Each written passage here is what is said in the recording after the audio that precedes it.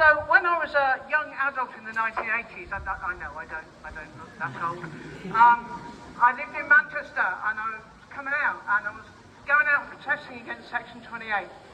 And it struck me recently how similar the anti-trans attitudes we hear now are to the anti-lesbian and gay attitudes we heard back then.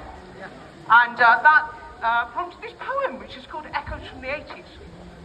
I heard it back then about lesbians and gay men, now I hear it again.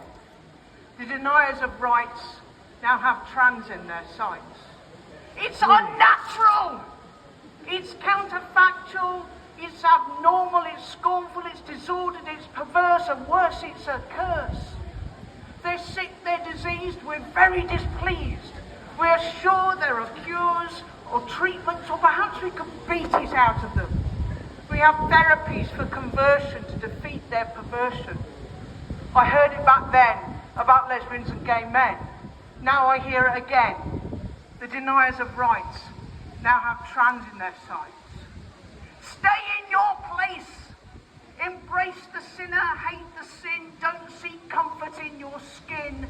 Choose not to act on your desires. God is testing you. We know what's best for you. Don't interfere in the Almighty's plan. God made woman and God made man, and he made them to go together. However, we know these are not real women or real men. I heard it back then about lesbians and gay men. Now I hear it again.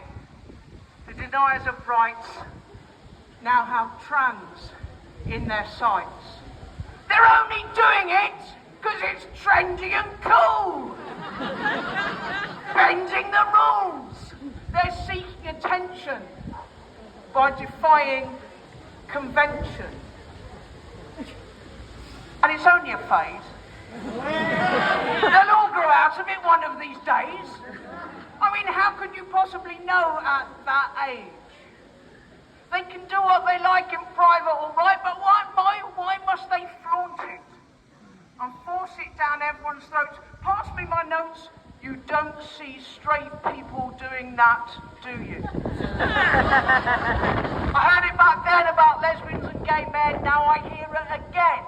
The deniers of rights now have trans in their sights.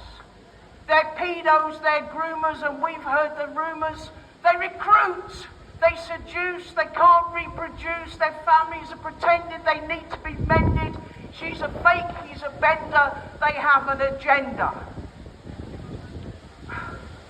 They're a threat to society and our moral fabric. Their existence is tragic. They're obsessed with sex. And the rights they expect come at others' expense. They're causing offence. I heard it back then about lesbians and gay men. Now I hear it again. The deniers of rights now have trans in their sights. Hate from the 80s, declined in the 90s, restored in the noughties, and then in the 10s, and now in the 20s. It's back with a vengeance. I heard it back then about lesbians and gay men. Now I hear it again. The deniers of rights now have trans in their sights.